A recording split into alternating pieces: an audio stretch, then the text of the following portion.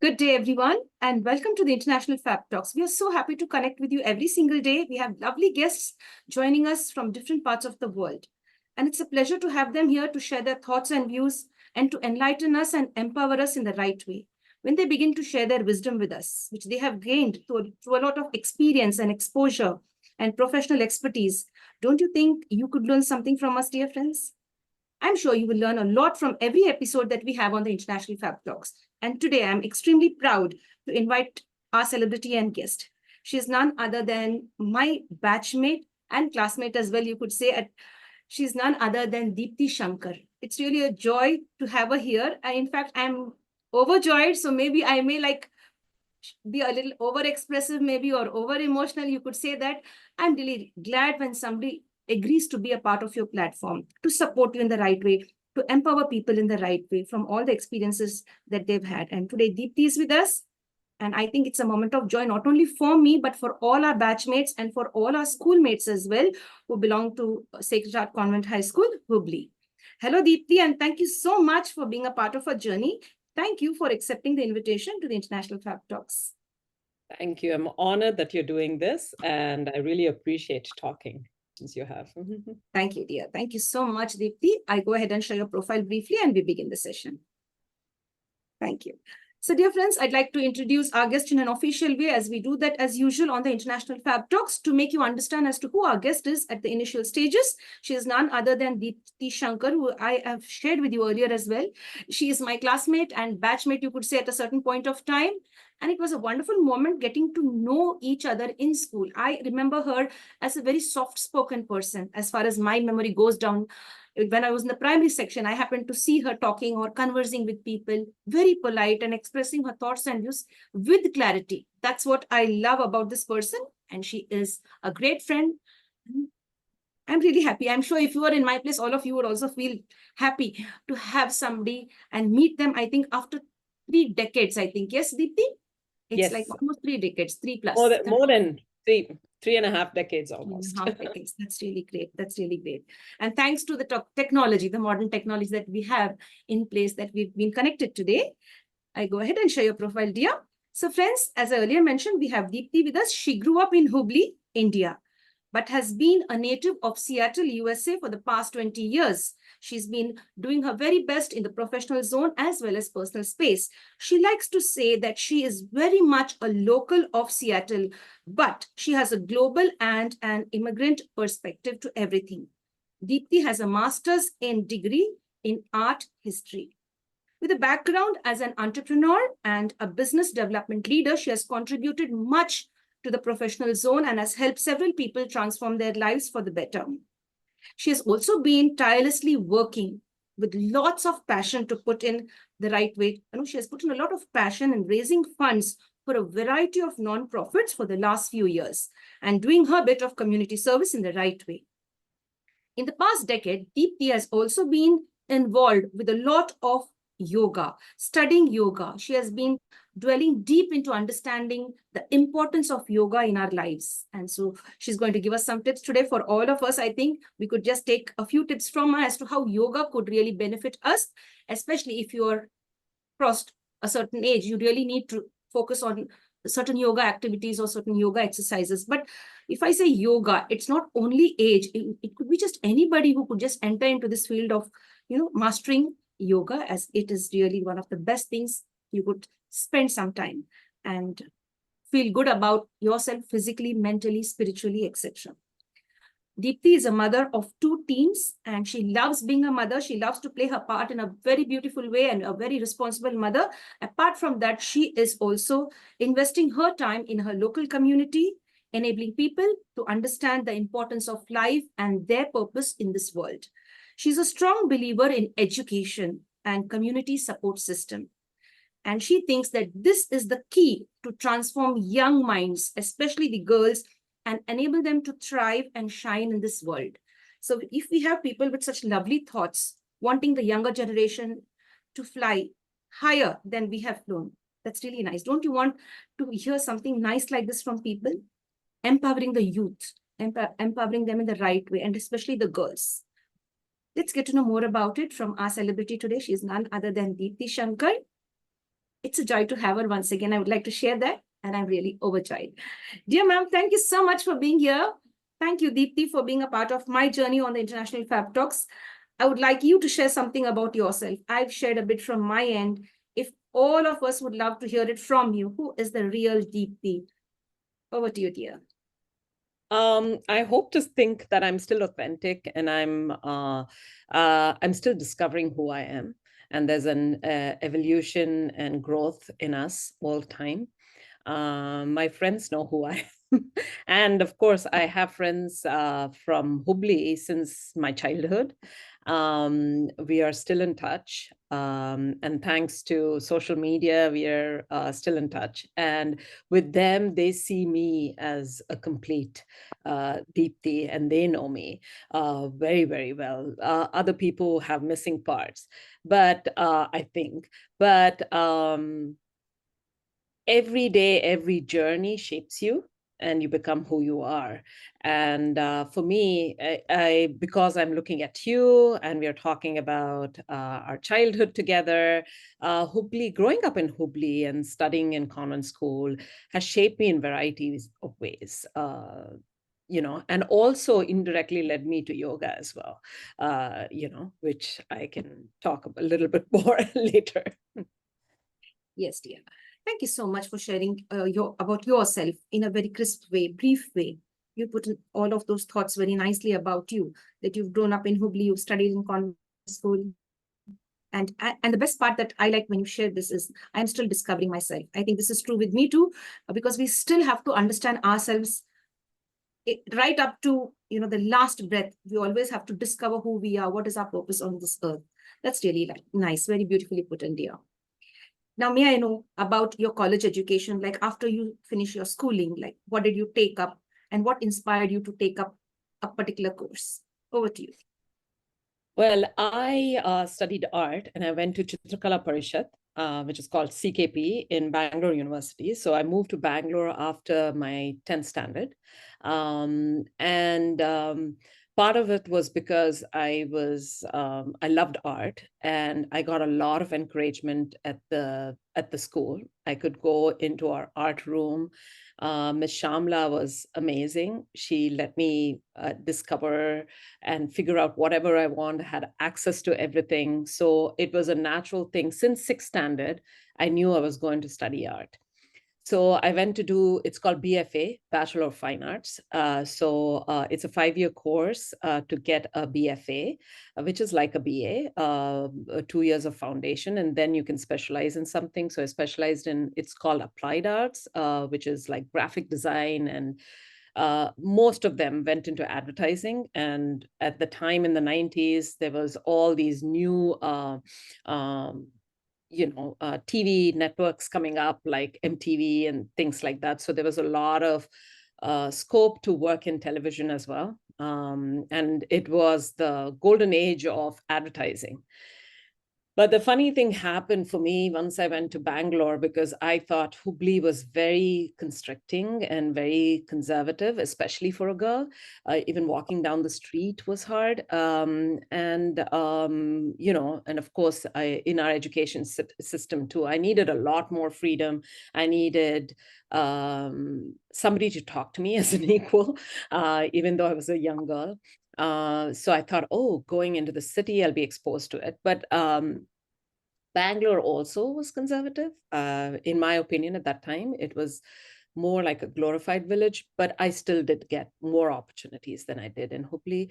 The first 2 years was amazing. I learned a lot of like basic foundational art courses. And then while I started to graduate, I felt like I haven't studied much. I became more and more interested in intellectual growth. So I ended up taking up MFA, which is MA, I think. It's Master of Arts in Art History, because there was a lot of theory and a lot of critical thinking. And I think that's when I really, really shone as a student, because it really ignited the sense of knowledge, reading, figuring things out, and it really shaped who I am as an adult, because art history involves theology, religious theology, because you cannot study art history without knowing theology. And then philosophy is a huge thing, because it influenced the aesthetics of history of art, as well as political scene, anthropology, art itself, and history. So it just gives you a wide range of knowledge, and I could never give that away. So that really influenced me, and I went on to teach, and I still regret, part of me, I didn't do my PhD and continued to be a teacher in Chicago, the School of the Art Institute of Chicago. And I taught post-colonial art and contemporary art there for a semester or so, before I moved to Seattle, because I got married, and then I wanted to stay with my husband. So once I came here, over exactly 20 years ago, I had a kid, and I was also working in an Asian art gallery with antiques, and it was amazing. I learned so much about Eastern art, a little more, but then I had my child. I had to make sure that I'm nursing my child. So I started Earthen Tree, which is a toy company that is like Chanpatna Toys, if anybody's heard. They are from near Mysore, a town called Chanpatna. And it's about a 300-year-old craft where they do completely eco-friendly toys, which are,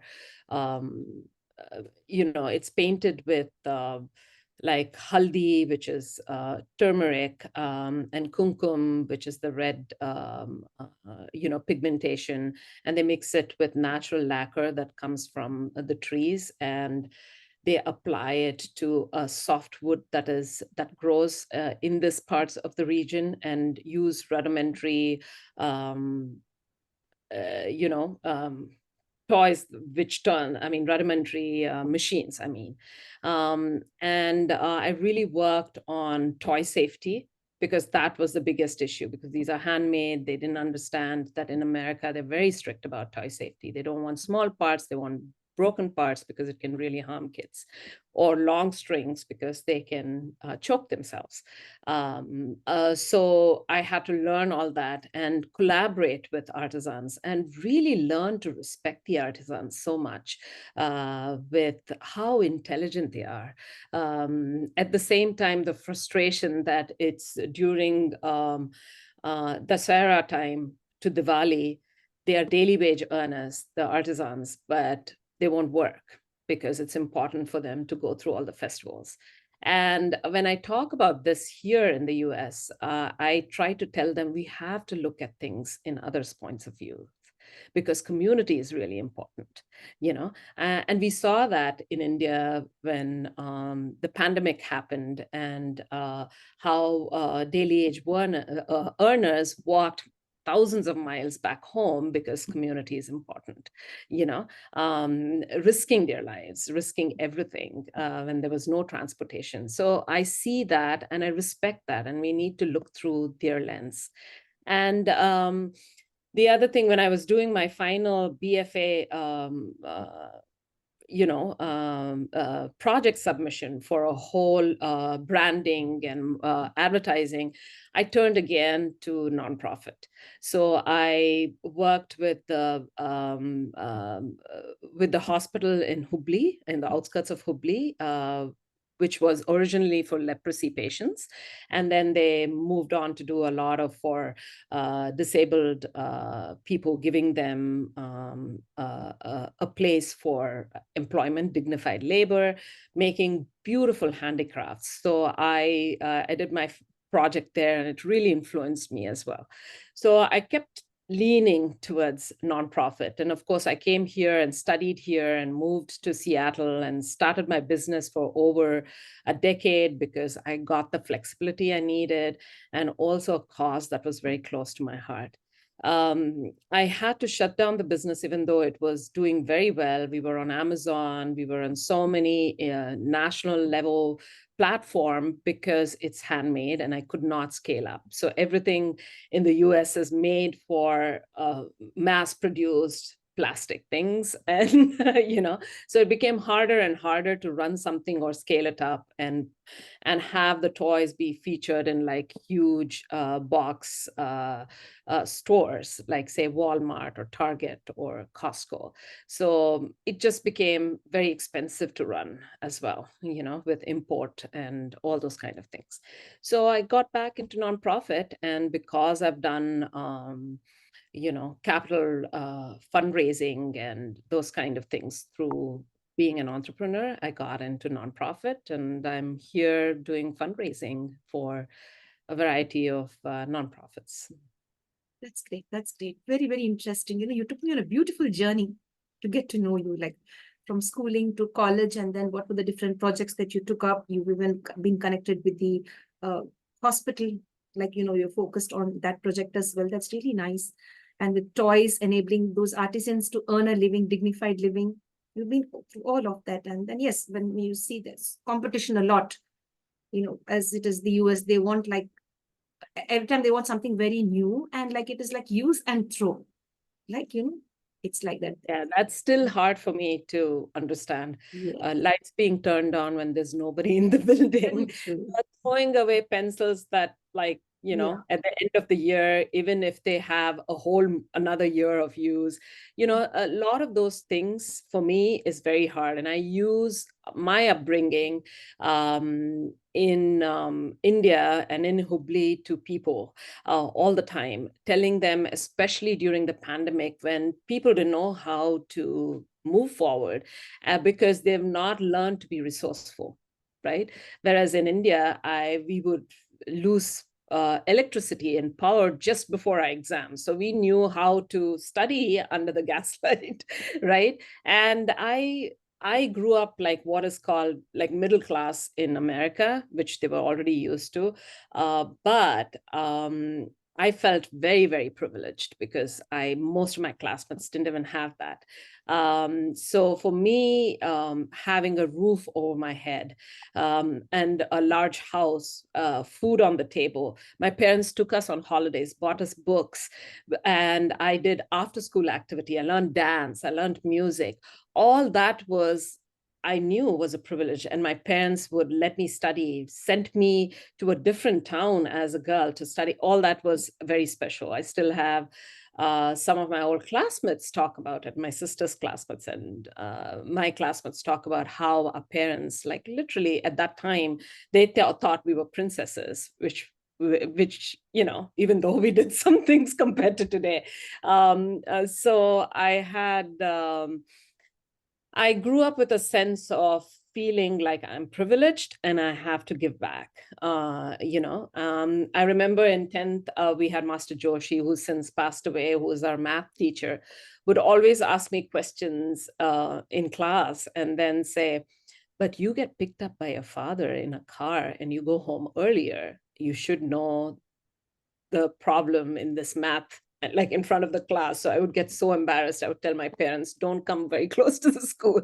And at the school, my parents were well known even much later by parents because by teachers, because they wouldn't recognize us maybe when we were walking down the street because we were grown older, but they would recognize my parents all the time because they were involved parents, like dropping, picking up, coming to, showing up with whenever parents are invited to a lot of things. So I grew up feeling very blessed that they were involved about us. But then since childhood, I would go like when I was in primary, which is called elementary school in the US, I think second, third grade, I would go visit some of my classmates for play dates, and they wouldn't have toilets in the house. They would use public restrooms. Um, you know, so being there and realizing this was eye-opening at a very, very young age.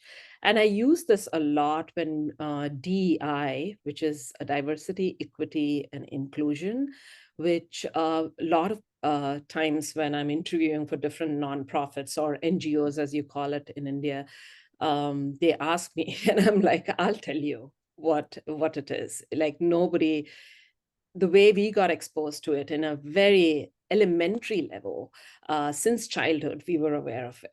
Right. We were aware about religious conflicts too. I remember even as a 4-year-old, I went to a Catholic school. There was a lot of religious conflicts between Hindus and Muslims as well. And we were made very aware that religion is political and problematic very, very early. And also basic girls' rights, right? Where girls were pushed into doing chores. And we know today with a lot of studies that says that the more you put girls into chores, the less ambitious they are, everyday chores. And I saw that all the time and felt helpless with so many of my classmates who were aging more than they should be. They should have been playing on the streets. Instead, they were doing dishes, they were washing clothes, even cooking and taking care of their younger siblings. So the unfairness of it all really affected me as well. And then,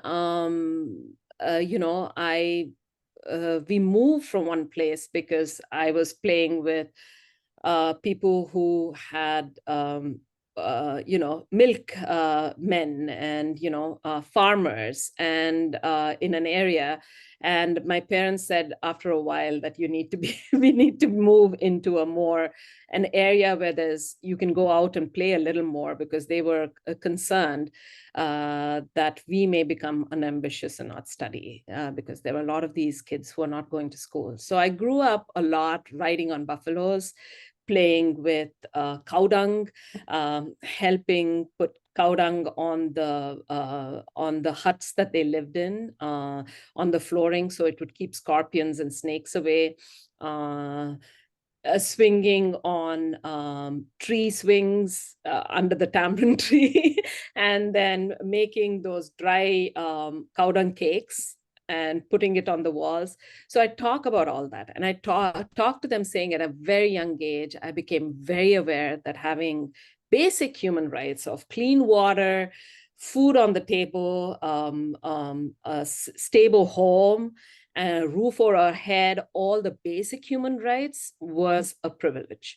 So, I've been very aware about that since then, so and I was mentioning this when we were chatting earlier about what I loved about our education at Sacred Heart Convent School or Convent School, was the fact that there were so many students. We were over 60 students in each class, and there would be about 3 classes, A, B, C, and sometimes D sections.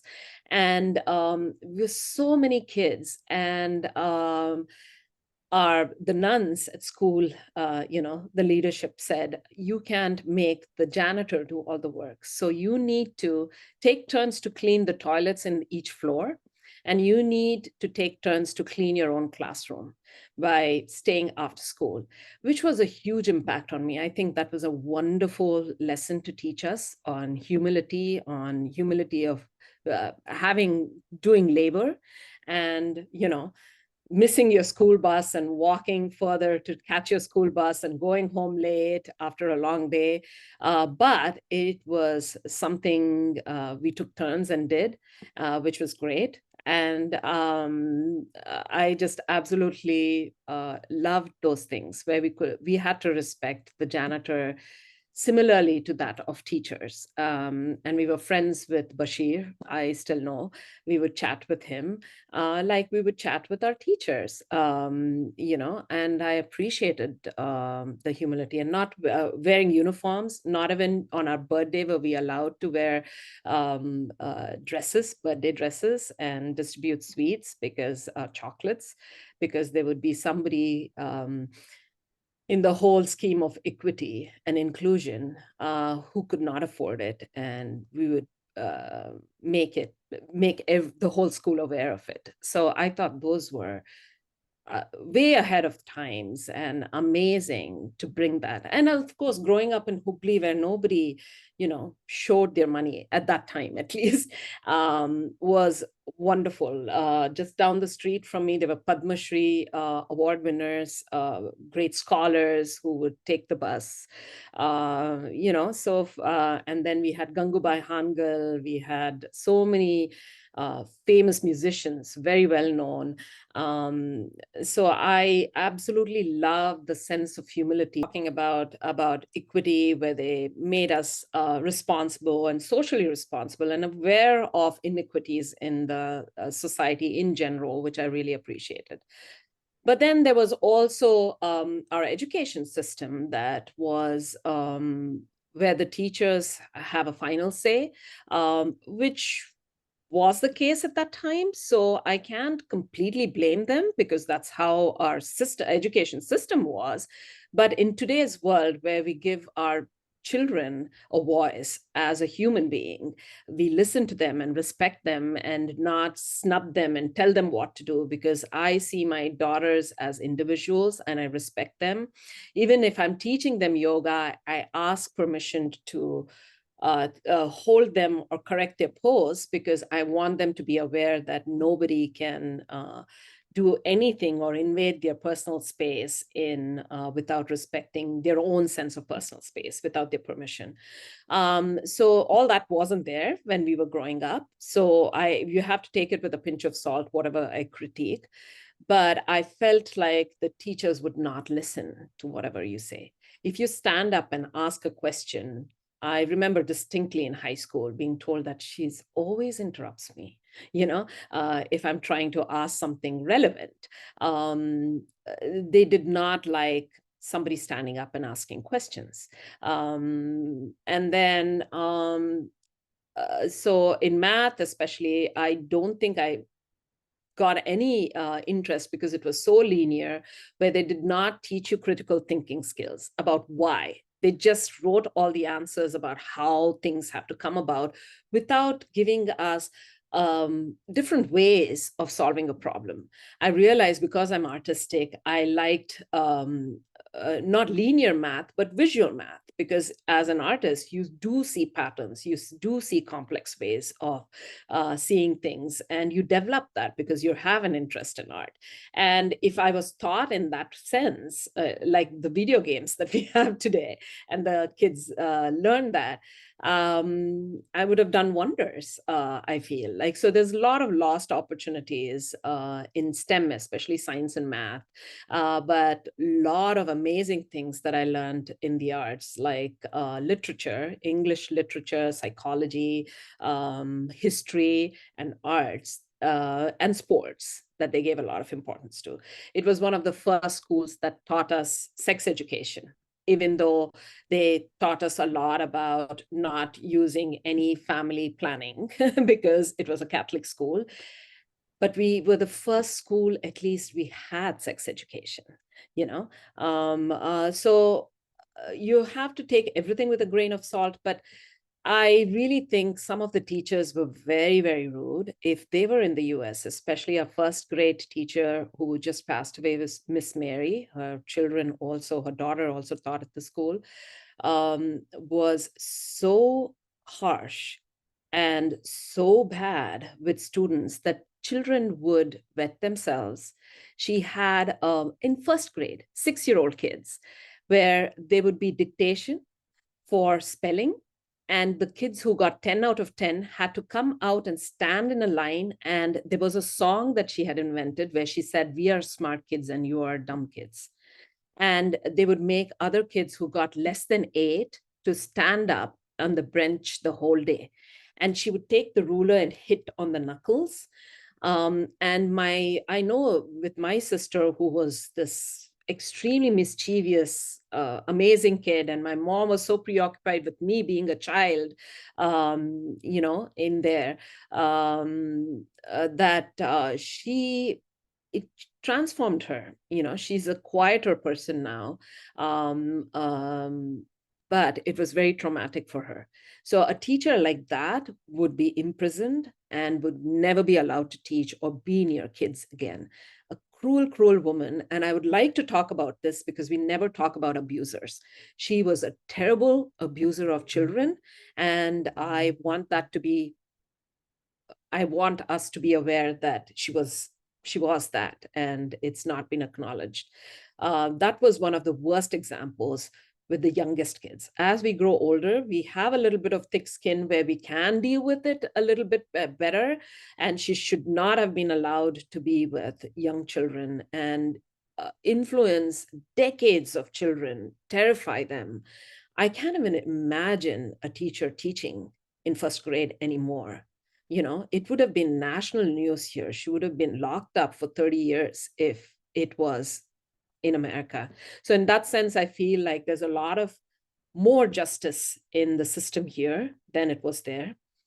And the other thing is the pertinent sexism that we saw outside, even as young girls, the 10-year-olds, 8-year-olds walking down the streets, men looking at you. When there was Ganesh Chaturthi, the Ganesh festival, where we could walk and see all these amazing displays, was terrifying because somebody will touch you. So you had to have protection around you all the time. This continued in Bangalore, by the way. We had to go and get art supplies from Majestic, which is an area with a lot of people. So we have to cover ourselves front and back to go and get, which was traumatizing, to go pick up art materials because there'll be men touching you, so going in public buses was hard. So more and more girls and women started staying indoors and being in smaller areas, restricted areas, which is also sad, and they blamed girls who would dare to go out and venture. So that was hard. And at school, it seeped into school. I mentioned to you, I still can't play Holi, which is, even here, South Asian communities play Holi every March. I can't play because that was a terrifying time, because men would use their face completely covered up with color, so you wouldn't know who is who. Older men, young men, whoever would use that occasion to touch women inappropriately. So it was a time of physical abuse and harassment where they would force things, and it was very scary. And once we used to have our final exams at that time. So we should have gone in the school public bus because nothing had happened then, a school bus, which was also a public bus, but I was afraid. So my neighborhood friends and me asked my father to drop us to school for our exams on the day of Holi. And my father, while driving in this old Fiat car, we got mobbed by these people with all kinds of color on their face, mostly men. It would never be mostly women doing those things. And they attacked the car for a little bit in Deshpande Nagar, close to the school, and sprayed color on the car. And some of the color came through you couldn't raise the glasses back then, the winding glasses, the windows. And some of the colors very lightly sprayed on our school uniforms. So once we went to school, Sister Sujata, who was our principal, made us stand aside and said, you must have done something to attract men's attention for this. We were young kids in 9th and 10th grade, 10th standard, who were 14, 15-year-old girls. Boys were the last thing on our mind. And this is what we were accused of when my father came to drop, wouldn't listen to us, and sent us to an exam nearly 45 minutes after. And the rage I had, the anger that I had, went on for years. And that's led me to yoga, because for me, I wanted to set things right. I did not like how women were treated on the streets. I could not be an equal citizen on the street or treated equally. I was mansplained, explained what to do by men, and constantly being reminded that you're a girl, you cannot do this. You're a girl, you cannot. And it went on from school, where in a lot of ways, because I went to a girls' school, I had a lot more freedom. So I could be fun. We could run around, jump around, and it was a little heaven. But the teachers continued with this. Once I was wearing a color dress after school. I went to see the teachers and Miss Madhu. I was wearing a long skirt and a sweater. And Miss Madhu looked at me up and down and said, "What are you wearing?" You know, I'm still dressed up very conservatively, but it doesn't matter. They're constantly commenting on things that are beyond what they're doing. There was no critical thinking where I could talk about literature, Kannada literature, for example. Are they giving us, okay, this is how you interpret Kuvempu, right?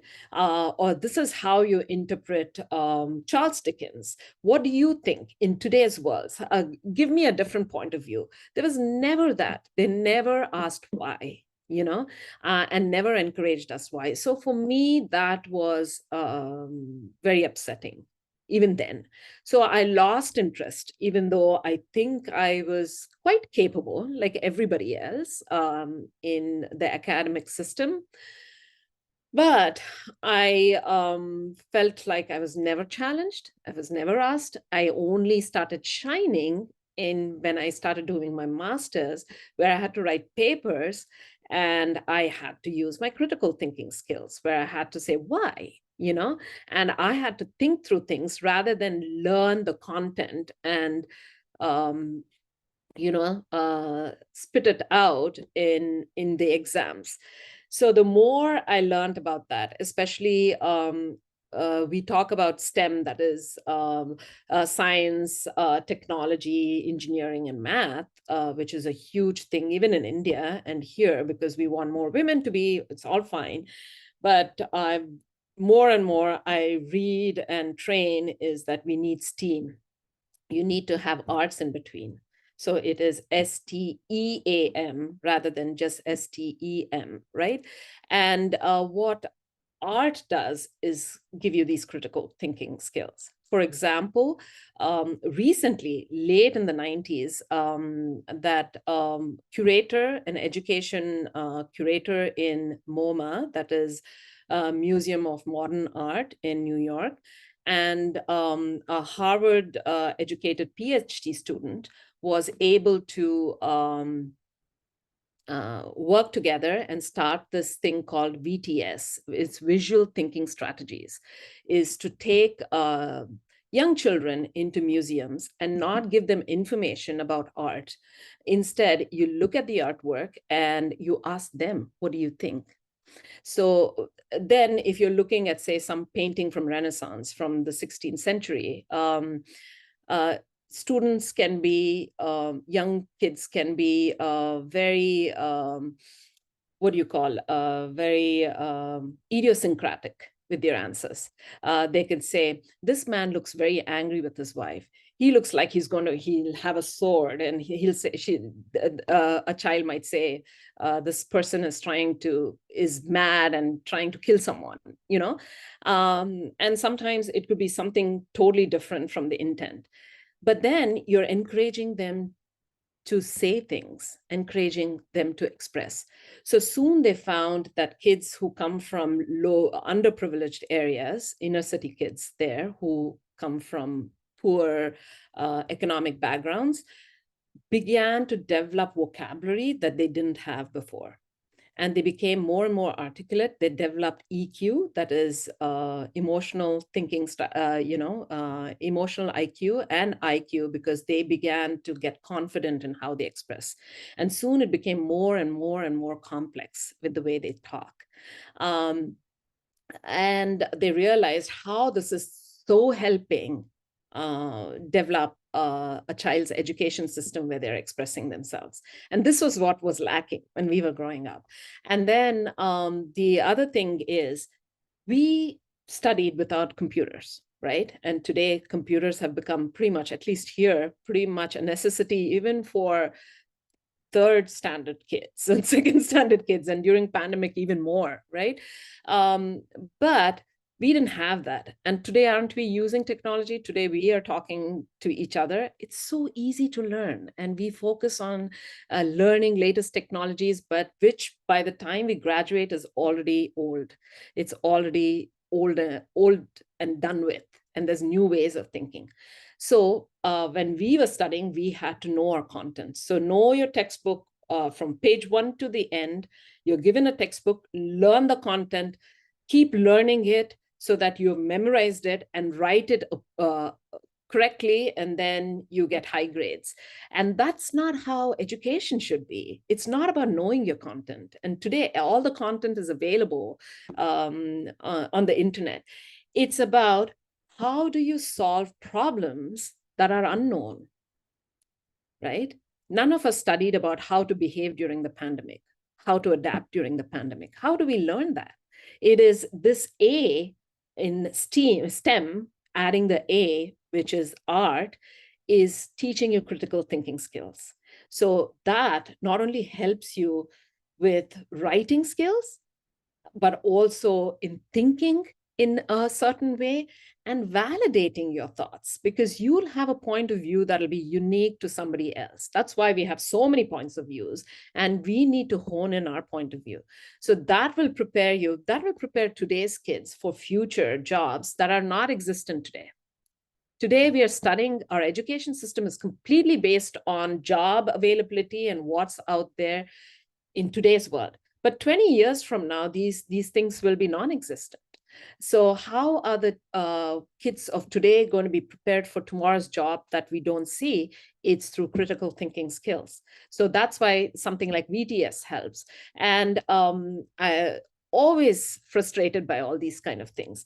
But there are certain things like discipline and hygiene that they taught us at school, which was great as well. Not only labor and humility and serving others was one great thing. The other thing was, like, I still can't grow my nails. I don't think that's true with every convent school girls, but I have to have my nails cut because they used to check our nails so that it's not dirty, it's cut neatly.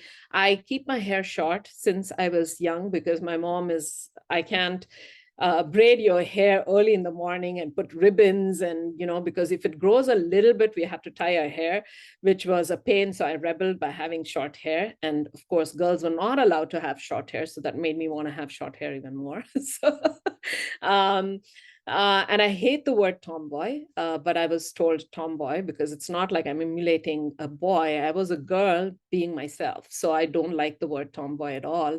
But they would say, you're acting like a boy, you're not acting like a girl. There were those kind of aspects that I felt like, and then some of the male teachers, especially Master Joshi, talked or behaved inappropriately, and we just let it go when before he passed away, putting his arms around girls without consent, the narcissism that he developed, and we just let it go. So this kind of inappropriate behavior was terrible, and we were supposed to live with that, right? And moving on to yoga, when I started studying yoga, there are just so many yoga teachers who behaved inappropriately. Even in the international community, we let it go. Only after the Me Too movement happened in the late, like 2017, that things are coming out. And just before that, it started coming out. So as women, we have a powerful voice. We have a right to say, I can take this, I cannot take this. But at the same time, because I have daughters who are very empowered and very strong, I also teach them about equity and respect towards men. When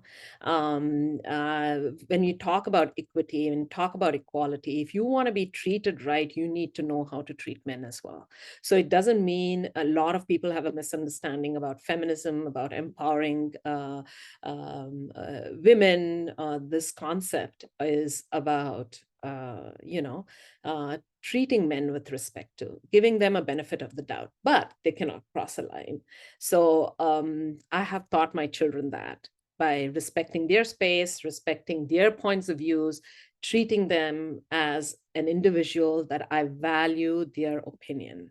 So my relationship with them is more like a lighthouse parent rather than a helicopter parent, where I am watching over them all the time like a helicopter and telling them what to do. And they are not a version of what I want them to be. they are who they are. Tara and Rhea, I've named them after two international goddesses. Zeus in Greek's mother is Rhea or Rhea, and also the wife of Shiva. And then Tara is the Buddhist goddess of compassion.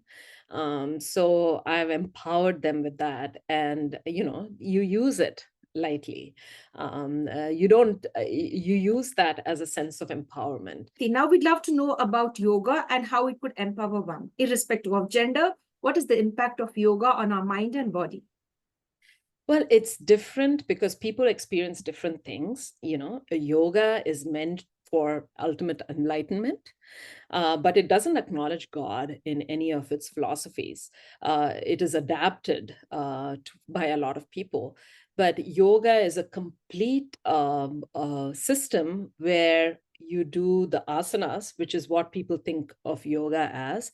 But the asana helps you open up and sit still for meditation.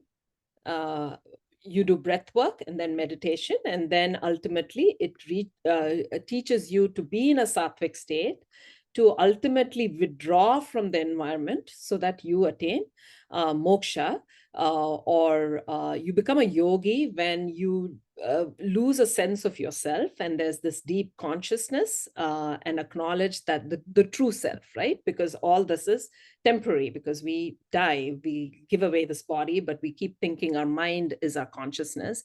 But there's this true light inside us that we need to connect to and see. So that gives you unflappability when it comes to being extremely sensitive to the environment. So this is what I learned, and it was a long journey. And growing up in Hubli, there was this rage inside me.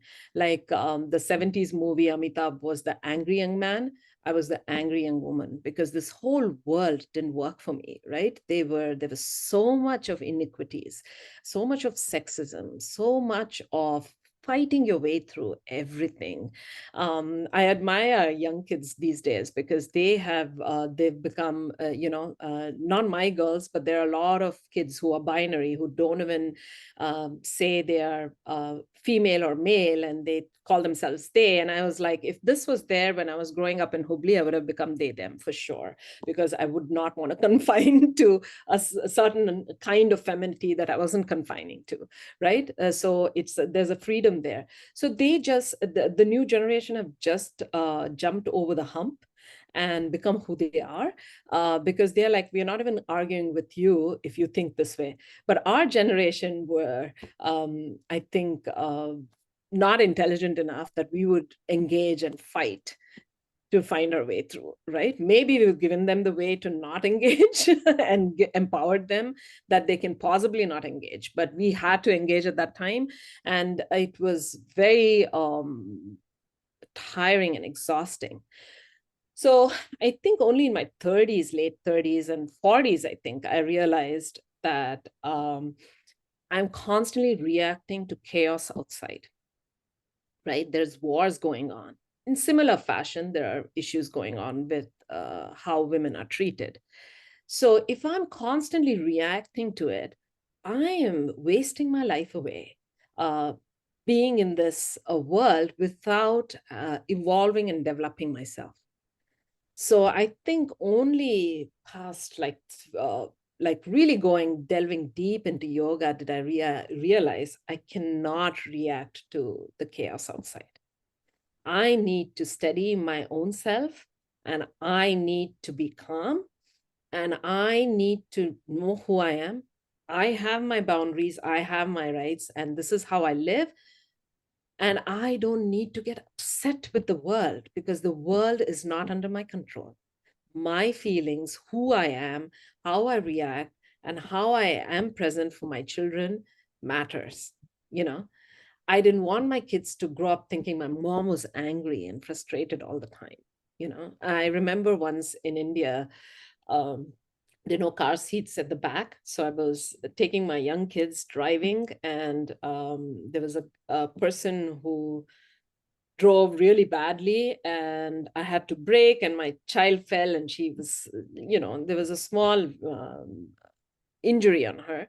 And I got really mad, and I went and stopped and yelled at him. And if the kids are driving badly or biking badly, I would go up to them and yell. So in the beginning, my young daughter was 6 or 7 at that time, kept told me, I like that you fight for us, because I would take them to a park and there would be some man with no kids just staring at the kids, possible pedophile. Otherwise, who would want to just hang out with the kids and pretend to be with the kids and watch the kids all the time? So I would go and fight with him, call all the parents and send him away and say, I'm going to take your picture. So I would go and fight with everything, which I think as a parent, there is some, and nobody did anything, which was shocking to me. So my daughter really liked that in the beginning. But then after a few weeks, she started telling me, Mom, I don't like the fact that you're fighting with everyone. So I think that was one moment of realization that I don't want to come across like that, even if I think I'm fighting for the right thing. And how much energy goes from you while, like, constantly fighting and correcting everything. I'm not saying we shouldn't do it, but it shouldn't disturb me so much and upset me so much, and my thing was, it came from the rage that nobody does anything, collectively. So I have to take it up and fight. And that wasn't the right approach for me, for my mental health, for my peace of mind, for my evolution. And then I don't want to be petty. I don't want to react to everything, not knowing which needs reaction, which doesn't need reaction, the nuances of it, right? I can immediately get petty, immediately look like I fight for every stupid thing.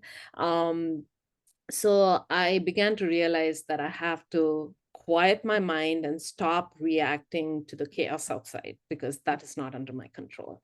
So that, I think, yoga helped me the most, is to calm down. And now I'm calm. So I think that is something that I really, really appreciate. Working in a service with community work, and being present for my children, reading, enjoying your present life, and then learning new things along the way yoga has contributed in that sense.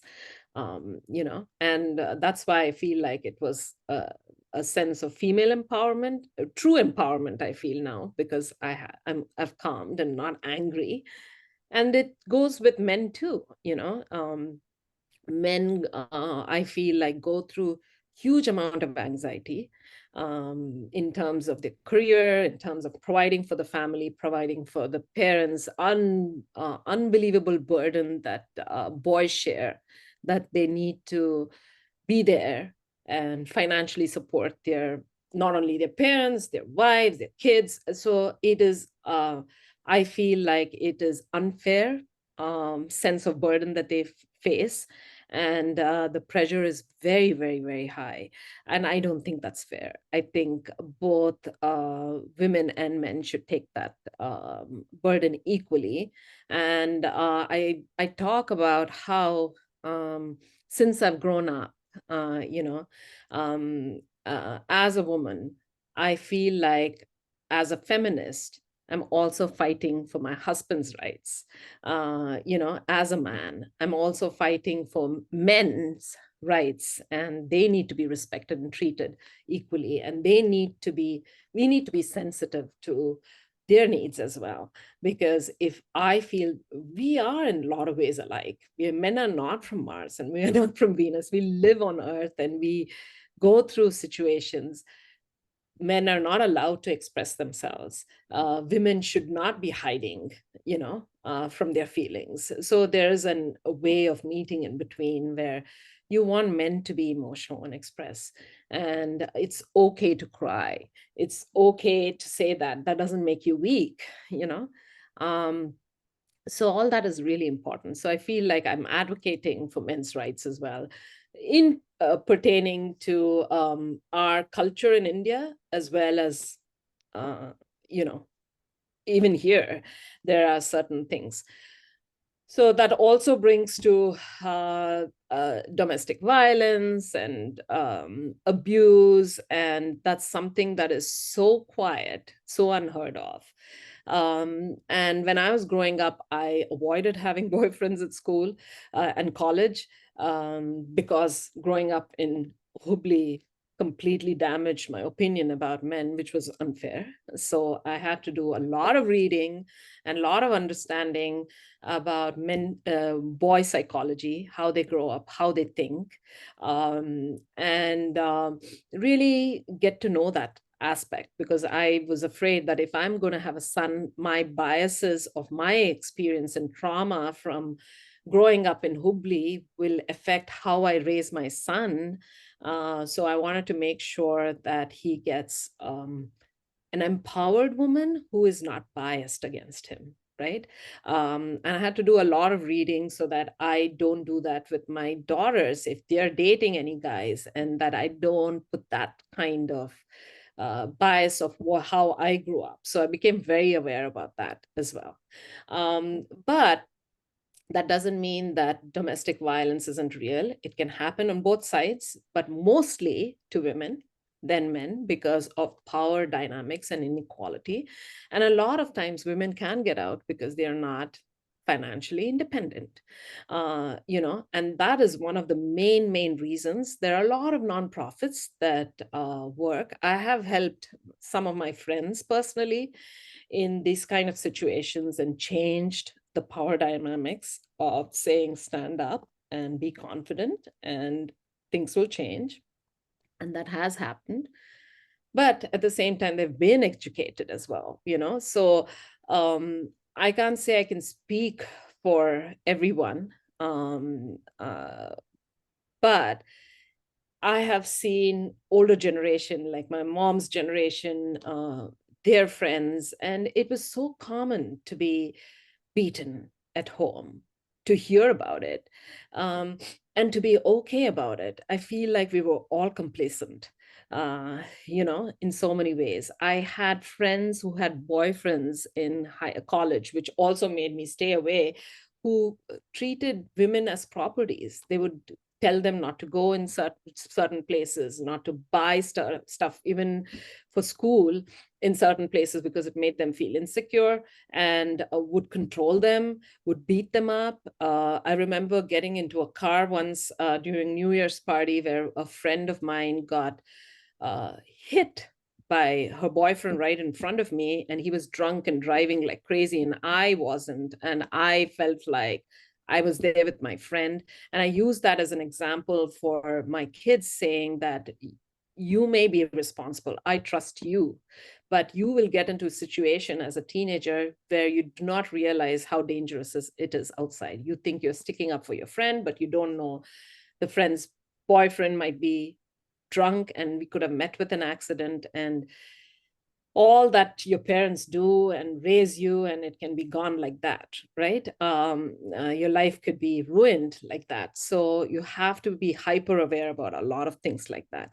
And in today's world, you have to be really aware of not getting a glass of water from somebody. We didn't have to do that when we were younger. Drinks being spiked, water being spiked. Get your own water, get your own drink, get your own stuff. Be hyper aware, because that's an issue that's still there. My daughter says it never goes away. She got catcalled here in Seattle near a mall when she was 15 years old, and she was so upset. She has friends who have older men following them on the streets now and then, and it seems like it is okay, So I still fight that. Like in middle school, when it was a hot day, the boys can wear anything. Of course, they can wear shorts that come up to their knees, and show their underwear, but the girls cannot wear shorts in the summer because they were made to stand up in class and sent home. And this reminded me of me growing up in convent school, where it's always girls want the attention. And all we wanted when we were growing up was not get that attention. We did not want the attention, and we were accused of getting the attention. And no matter how hard we tried, we got attention, right? So it got me so mad that I told the principal, I emailed them, and I said, if you think the girls are a distraction, and if it's summer and it's so hot, you need to send the boys with um, uh, uh, blinds, you know, on their eyes. If that's a problem, it's the boys' problems. So this is what Hasidic Jews do in when they're very conservative and they don't approve of women dressing in a certain way. They have to travel. They go to the airports and they see women like that, and they have no control. So they end up wearing blinds. And I'm like, that's the answer. If it is a problem for men to stare at women, and you're making a woman into an object and telling that object that you're attracting attention.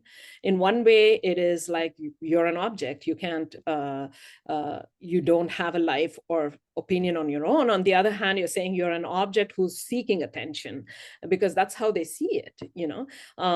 And that's a very terrible thing to do. So I have fought against that here as well. So there are some things that are very sexist, very long. I remember my teenager here in the US had a party for Halloween, and there was this very popular guy who had done some really terrible things to a girl and had posted it on social media.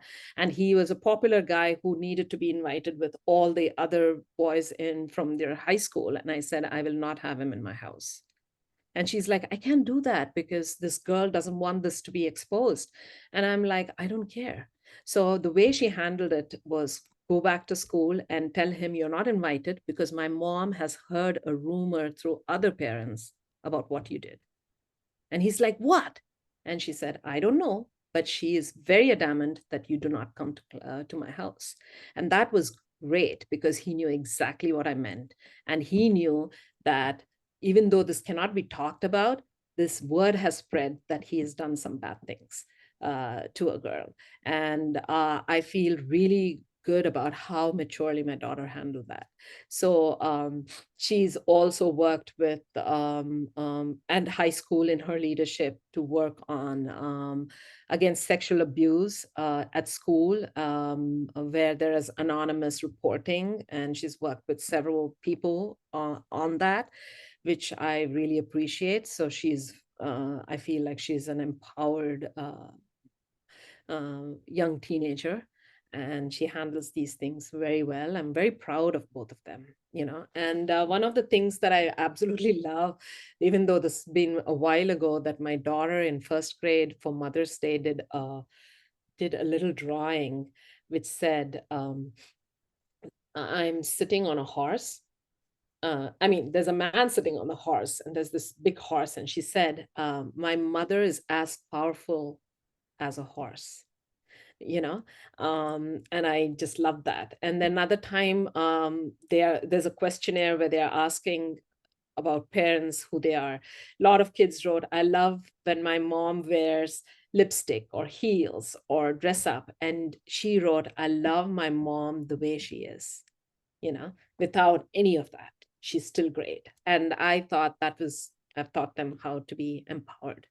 So yeah. Wow, that's really nice. Thank you so much, ma'am. Thank you. Yes, dear, over to you. Well, so for me, it's been a driving force about, you know, community in general, about education, how to empower them, how to give them creative ways of finding new things. You know, I've been really influenced by reading about Abraham Lincoln, who didn't even have, who moved to Indiana. There were Panthers at that time. There was no proper schooling. Who educated himself to become an intellectual. Apart from, you know, critiquing whatever he was, his personality, not being very nice to his wife, for example, being a little bit of anti-women, but he is an image, an idol for standing up against slavery, right? And ending the Civil War. So no matter what, just reading about them, because he developed this inborn critical thinking skills. Not all of us have that ability, right? Not all of us know how to do it. We need to have these kind of beacons in place in our education system that ignites a child's mind, ignites who they are, what they're going to be doing, and not condemn them, not shame them, but value their opinions, see them as an individual. Of course, they're not adults. So I hope I don't treat my children as complete grown-up adults, but I treat them as individuals with opinions that I listen to and care about, because I want to be listened to and cared about. So I want them to grow up as an individual where they stand up for themselves. So we need our education system in place where that happens, where those biases doesn't happen. This is all over the world. Like in Japan, they were passing off really smart women from medical school because they thought they're going to go and have children. So they got substandard kids who were not as great as women to go through medical school. So they have generations of doctors who could have been so much better, but they used systematic sexist behaviors in undermining women and their intelligence from being great doctors by not giving them admissions in some of the greatest medical schools. So these kind of things happen everywhere, even here, right? Even with our elections, how a woman is treated or how men are treated, how men behave and still become presidents. So there is a lot of those things going on as well. So it's something that we need to navigate, where we work on inclusivity, we work on equity, we work on accepting everybody for who they are, and accepting being open, being agile, right? In different probabilities and making that happen. And picking your battles. I rather go to war than pick up everyday battles, which was what I was doing before yoga. So when you pick up these kind of battles, it's a waste. Like I tried to sell my car to a cook here who is Punjabi, a cook who never came from Punjab, but came here as a cook at a restaurant. And he was not comfortable doing business with a woman. So I just laughed it off, and I'm old enough to laugh it off and not take that up as a war against him. And I called my husband, and it was a joke. And I said, he needs to talk to the boss. So it's better you talk to him. And I say that because I'm much more, I understand the situation. I'm not going to fight and change his worldview. I rather let it go because it's insignificant, right? So there are those kind of things, which is interesting. Like when I come to visit India, not many people ask me what I'm doing. They ask me what my husband is doing. And it is funny and interesting a lot of times. But other than that, really work on empowerment and knowing, growing up in India, where 90s is when the global economy opened up. And before that, when we were very young, we knew that it's actually generational wealth that made people wealthy. It was very hard to break from the labor class world to from the middle class world, or move up in the economic status for any one of us. But the global economy opened up. People are doing so well. People at school who came from really difficult circumstances are CEOs, are in senior leadership in big companies today, and they're doing so well. And people who came from very wealthy business families, generational business families, are not doing that well because it's old style of business and it's gone out of fashion, and they've not been able to adapt.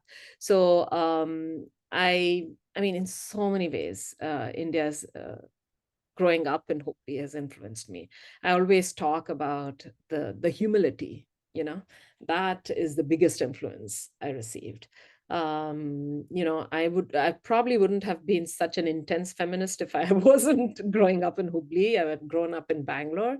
I would have still experienced sexism. It's everywhere, or even here in the US, but it would have been less intense so because it wouldn't have been as traumatic. You know, but overall, I can't change my experiences, you know. It is what it is. We got a beautiful life growing up. I'm really, really grateful for my parents. We ended up, you know, studying music and studying dance, studying arts, having wonderful friends, great photographers, great gardeners, great philosophers and intellectuals, you know, which I would have never, ever uh, known in such a close fashion. You know, I remember Gangubai Hangal, the great musician, Hindustani musician, buying vegetables the day it was announced in all the national newspapers that she got the Padma Shri. And she was buying vegetables, and my parents ended up, you know, dropping her home, you know, and that has stayed in my head. Thank you, Deepti. Thank you for sharing all of that. What I understand now after I listening to you is like you're a very progressive thinker, a great mom, and I like the way you're supporting even men's mental health because that is also the need of the hour. And you say it's very selfish of putting all the burden on the man to take over all the responsibilities. I really like this. I mean, everyone out will agree with me with your thought process. So we all are equal, as you mentioned, or you know, you focus on equity to be very right. That's really great. And you shared about Gangubai Hangal, if I'm getting her name right. You Yes. have beautiful memories and you have a very sharp memory to add to that, I should say. Yeah, that's really nice. Thank you for sharing all of that. I'd love to know about the food. What kind of food appeals to you? Like, do you miss something from India? Like, are you a great cook? Let me put all the questions. I would love you to share something about food.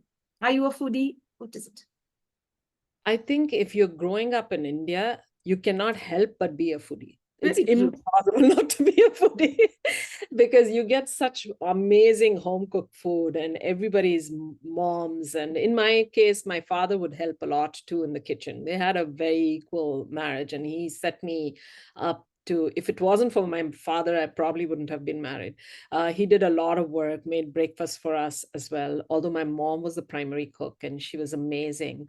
We would have gatherings where there was like potluck where she would make, you know, soups and all sorts of things. So I grew up eating these amazing food, and every time I would hear the sound of the gate, you know, being opened in our house, and I knew it was one of the neighborhood um, uh, friends who would send food over, especially when I was studying in Bangalore and I'd come to visit. I would have all my mom's friends drop off all the kind of food that I like. So it just grew up, you know, where you show love with food, you know. But it also can be problematic again, because when you grow up with that, food is to show your appreciation when it's not needed. So I've struggled with my weight a lot of times, and it also became very stressful where I need to eat right, but then I go to somebody to visit them and they'll give you something, you know, that is unhealthy and I have to eat it. And it was very upsetting when I was growing up because it was very, very hard. You can't even socialize and things like that. I think now people are understanding better. I remember once I went to invite with my in-laws for a wedding, and I went to different homes, and in each house we told them we've already had coffee. They would give us tea, and then they would give a buttermilk, and then frizzy drink like Fanta or something and Coca-Cola. And end of the day I was throwing up. I was sick because nobody would say take no for an answer, so which was almost abusive, right? Like shoving food down the throat. And then also making food became a sense of domesticating and putting you in a little hole as well as a woman. I remember one of my friend's mom saying my hands were a little sweaty once, and she said, you can never make pickles, like as if it's a terrible thing. I've never made pickles ever in my life. I wish I could. But for me, a lot of the cooking was also a way of trying to tell me that you are domesticated and you need to do this, or they would say, do you know how to cook? Even when you're very, very young, it's like, are they training you to be a good homemaker? I don't have a problem with that if that is your choice, right? So I never learned to cook until I started living in an apartment in Bangalore when I was over 20, 21, that I started cooking because it was empowering. I was living on my own. It was wonderful to learn to cook and then invite friends. So I remember one of my sister's husband telling me, "Why are you into art? You could just open a pav bhaji stall and make a lot of money." So I learned, started making street food. Like pav bhaji was my go-to signature dish. And then, but after moving to the US, of course, you invite people and you make food. And I've learned to make a lot of fusion food as well. And I'm mostly a vegetarian. So all the chicken or any other kind of meat stuff, my husband makes. And I tend to make all vegetarian food mostly. And I make like fusion food. I'll use quinoa instead of rice, or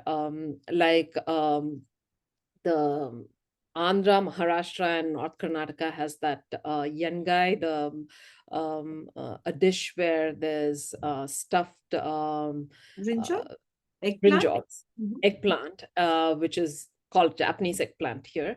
And that's like fried, deep fried. So I learned to make that in the oven, so it's not too oily, but it's a different flavor. So it's my own signature dish, which a few of my friends here love to hear.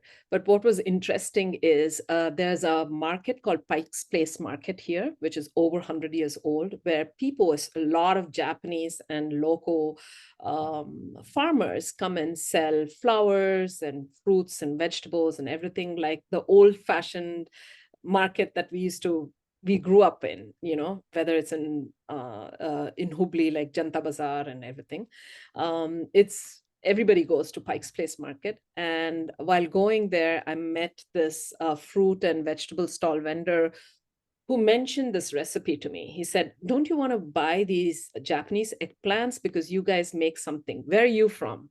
And when I told him, he knew the differences between different regions in the food. And he said, don't you do something with coconut and peanuts with this and do the stuffing? And he said, it's like me traveling around the world without going anywhere by being in Pike's Place Market, because it's such a touristy place. People come and share recipes with him. So I really appreciated that. And I make that peanut masala that you get in a lot of pubs in Bangalore and everything, that I have my American friends loving it, and they make it and bring it now to our house. So my daughter for a while was a vegan for quite some time, and she loves fusion food. She won't just eat Indian food. So because she's vegan, there's a lot of Indian food with milk or ghee or yogurt that I learned not to use, and use alternative things like cashew yogurt and stuff like that. But mostly my husband kind of took over and started making a lot of things, in the house. So we cook regularly. We try to eat at home. But I also struggle with eating healthy, but at the same time, not being so obsessive about eating healthy that you have a eating disorder. The obsession that I see with healthy eating by a lot of people is also unhealthy for mental health, which they don't realize. So I feel like if you're not focusing on your mental health in general, but obsessing about certain things, about what goes into your body, is also unhealthy. So it's equally as unhealthy as eating bad food. And a lot of people don't realize that today because of that obsession of eating right things. So you focus a lot, your energy is a lot about those things. So there's no intellectual growth or growth where there's no peace, right? Your mind is agitated otherwise if things don't go, and you want the environment, which I went through when I was younger, right? The environment is not right and you get stressed about eating wrong things. That is also unhealthy. How do you navigate through that, by not being too obsessive about food, but not being too focused, where you're spending hours on cooking, like the festivals that we had. And I know every family will talk about how stressful it was because they were hungry. They had to stay without food for a long time till the puja or whatever is done. And then everybody yelling at everyone just to have this festive food is not the idea of celebrating any festival, for the Hindus especially. And, I've seen that a lot. So for me, food is something that should keep you alive, nourish you. But I don't like to be a foodie, even though I am secretly. I'm trying to learn not to be a foodie, where food influences your mood, food influences how you move about things and what you think, but food should just be a nourishment. So, of course, I love dosas, I love all the comfort food, but they're not very healthy for me anyway. So I can't eat late in the night, a lot, because I grew up eating so many spicy foods that now I'm getting acidity. I remember one of the comedians, Russell Crowe. No, not Russell Crowe. What is that? Russell Brand. I don't know. I forget it. Russell Peters. Sorry. I'm sorry. I'm forgetting Russell Peters, who is Indian origin, but grew up in Canada. Says he talks to all the people, and I've gone to his live shows too, and he says there's not one Indian out there who doesn't have acidity issues or stomach issues because of the food that we've eaten. So I don't think we have the extremely healthy food traditionally, but I grew up eating the jawar roti, which is very hard to make here in the US, but I wish I could. But those were so healthy. I just absolutely love it. Even today, I'll go to that in Bangalore. There's Basveshwar Khanawali. I'll go and eat on the street and eat the jawar rotis. And people who ate that were very healthy in India, growing up in Hubli. So I love that. But I grew up in South India in Bangalore, where there's more rice, which obviously can't be healthy when you're eating rice throughout the day, and lots of rice. But I think my kids and all of us we get exposed to all kinds of food. So we love Mediterranean food. We love, even though I'm limited with my being a vegetarian, I love Mediterranean food. All of us love Mediterranean food, Thai, Mexican, Italian. You don't get very healthy food with Italian as well here, because it's like mostly pasta and pizzas and everything. So all kinds of food. There is a huge community of West Africans, from Kenya and all these places who have opened Somalian restaurants. So their food, their kind of eating, they make these like ragi, which is called finger millet. They make a crepe like dosa like thing with a lot of vegetables in it. So I love that as well. We go and eat that. We just get exposed to international food by being in America. And I love the fact that I met people from all over the world here, which I never had an option of meeting in India. So I do have friends my kids have friends which are like United Nations, from different walks of life. Some of them are French or Indonesian, from Bali, from Sweden, from Finland, and Brazil, Spain, Japan, China, Hong Kong, you name it.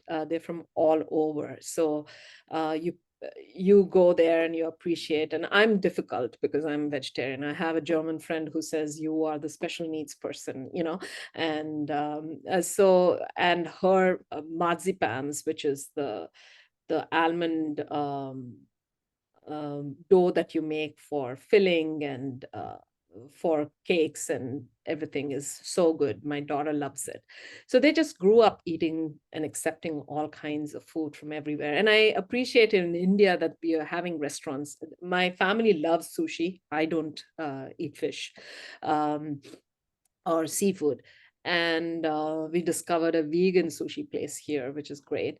But when I come to India, it's dosa, dosa, dosa all the time because I absolutely love it. And everybody in India want to try out new different places, like, you know, Mexican food, or there's this new Spanish tapas place. Let's go in Bangalore. I mostly go to Bangalore when I'm there. And I'm like, I don't want to do that. You know, I've come here to eat Indian food and they don't want to look at Indian food. The other funny thing is when my kids were younger, we would go to these buffet places, right? And there would be Indian sweets as well as Western sweets like cake and ice cream and souffle and, you know, you name it. And my kids would go and pick out Indian sweets like jamun and halwa and everything. And the people who'd wait on us, like the waiters would say, "Are you from a different country? Maybe from the US?" And I would say, "Yes, how do you know?" He's like, "Your kids are eating Indian sweets and they're not going into eating Western, because all the Indian kids would not touch Indian sweets." So there's that exotic element to what you want to try and eat and everything. But overall, I feel like from my time to now, Indians have become very open to eating different things, but also knowing that I have so many guests from India being so fussy about food, how each vegetable should be cut, otherwise they won't like it, how it should be tasting, how if is it too spicy, is it too oily, is it too, so because they get like home cooked food to customize for them, that they become very, very fussy. I want to bring up my children so that they're not fussy. They don't go to India, they don't get ice in their water. They should be used to it. And they should also be used to the fact that they can drink water without ice and drink water with ice, you know? So that kind of thing, like, so that they adapt wherever they go. They should be able to go to Africa or South America and be able to manage, eat their food. And I really say that about my kids, that they are able to make friends and go to rural Mongolia and be able to manage eating, you know, and that's that adaptability I want. I don't want us to be stuck in one place or one thing. And just be open to nature, open to everything. I've had friends who said, "Oh, India is the best." Because it's a politically made boundaries. As human beings, we are immigrants. We are migratory species, just like birds and animals, and we've moved throughout our lives. And we are the way we are as Indians because through the Silk Road, and much before that, we had contact with Mesopotamia, we had contact with the Greek civilization, we had contact with the Chinese civilization up north, Kazakhstan, and then Mongolia and everything, you know. So we are a mixture of all races. You know, halwa comes from the Middle East, from the Persians. We had Turkish rulers. We are a mixture of everything. So I don't feel, I remember an artist mentioning this very long time ago, that I'm the citizen of the world, because he said, I'm equally comfortable with Indian classical music as Western classical music, or living in India or being in the West, and really appreciating all the great things. So I feel that way. I feel like our food should be like that. We are like that. Boundaries are political boundaries. Culturally, we've exchanged for thousands of years, and we grow by exchanging. There's no one superior culture over the other. There are a lot of mistakes in our culture. There are a lot of mistakes in other cultures. There's a lot of mistakes in the United States as well. So we got to focus on what makes you, what creates who you are, you know, so for sure. Thank you very much, Deepti, for sharing all of that. You've taken me on a wonderful journey with regard to food as well. I forgot to ask you this question. Do you remember the Dharwad Peda? Oh my God, it's the best. We used to carry that before it wasn't available in Bangalore. So we used to go to meet our relatives and always carry Dharwad peda. It's amazing. It's so well done. But these days, I feel like it's too sweet. I wish, and in general, Indian sweets have become way sweeter. Like Casey Das, traditionally, Bengali sweets were not as sweet, and they've become so sweet that you get thirsty after eating it. Very true. That when I get those sweets to the US, I feel like, oh, sweets are universal and all kids will eat it. I have young kids here who are my kids' friends would eat it and say this is too sweet. And that's when I began to realize that we have no control over how much sugar we put. So it's the same thing with American pastries compared to European pastries, because I get European pastries now because whenever I can, because it shouldn't leave that aftertaste of the sweetness where you want to drink water. So because American pastries are way too sweet, so I think as Indians in India, we've forgotten that concept of restraint, in everything. We are, we live large, which is great, but in sometimes you need to learn restraint, like use of sugar. There should be a restraint in that. So that kind of thing. I feel like it's become too sweet. So I don't overload on those things, but I still love rasmalai. I still love Dharwad peda. We grew up eating Dharwad peda and all these kind of things. But I wish they restrain on the sugar a little bit. It's become a little more sweeter than it should be, for sure. Yes, Deep. Thank you for sharing your thoughts and views, Deepti. Towards the end, I'd like you to give a message to all our batchmates and to the entire world. What is the message from Deepti Shankar to all of us? I think growing up in Hubli has been great. Growing up in our school has been great. So I'm sharing it with my peers like you, is be yourself, be confident. And I see one more thing that I see is this strength, that inner strength that we have developed, which has been so great. Like tap into that and be yourself and express yourself and live your life to the fullest. And don't take things too seriously like I was. Every little chiding that you get, every little thing that people tell you, don't get upset by it. Just let it go. It's their issue. It's not you. It doesn't define you. Just be yourself and express yourself and live your life to the fullest and achieve your dreams. Thank you so much, Deepti. Thank you very much. I had a wonderful time with you. And I'm sure all our batchmates will agree that, yes, you've shared it so well. You brought back beautiful memories, especially about our school cleaning and missing the bus and cleaning the restrooms. And then again, we've been taught a bit of humility and how to, manage ourselves, compassion. And at the same time, we've spoken of the unfair treatment given to us at a certain stage, or maybe by different teachers who are biased in different ways. Maybe I agree with you on all of that. That's really nice. And what I love is like you focusing to bring about balance in the lives of people, focusing on education, focusing on, the reality of life. What you've shared today is the raw things that you faced in life. Many of them would feel it unpleasant to share it. But I feel you have shared today without any filters. You've been very honest and genuine, and you just opened up like that. That's really nice. And I'd love to have you once again on my show to share much more. It's really Definitely. a pleasure to hear people like you share all of this. You take us on a beautiful journey where how we evolve and transform and create an impact for the future generations as well. Thank you so much. Thank you, dear. Thank you, Deepti, so much. Stay connected and stay blessed. Lots of love and lots of happiness to you, your entire family, and of course to all the people in the world. Thank you so much for giving me this opportunity to talk to you. This was wonderful, and I appreciate it. Thank you so much. Thank you so much. Same here from my side as well. Thank you. Bye. Yes, dear. So, dear friends, with this, we come to an end to the International Fab Talks for today. If you like what the International Fab Talk team is doing, stay connected with us. Like, comment, subscribe, and share to the International Fab Talks. Above all, become a progressive thinker. Prioritize mental health. Prioritize yoga. Prioritize your children. not only your children, you could also prioritize the community where you have to really contribute or be a person who gives back to the community in the right way. Just like Deepti Shankar, she's doing her best to make it more comfortable for people around her, to understand how life goes on, how you could make it more easier, how you could react.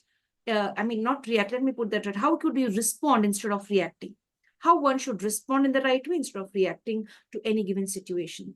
That's really nice. Thank you so much for being here on the platform. More power to you, and I'd love to see you on many more episodes of the International Fab Talks in future as well to empower us. Thank you so much. That was wonderful. Thank you, dear. So, dear friends, with this, we sign off now from the International Fab Talks. Stay blessed and stay connected.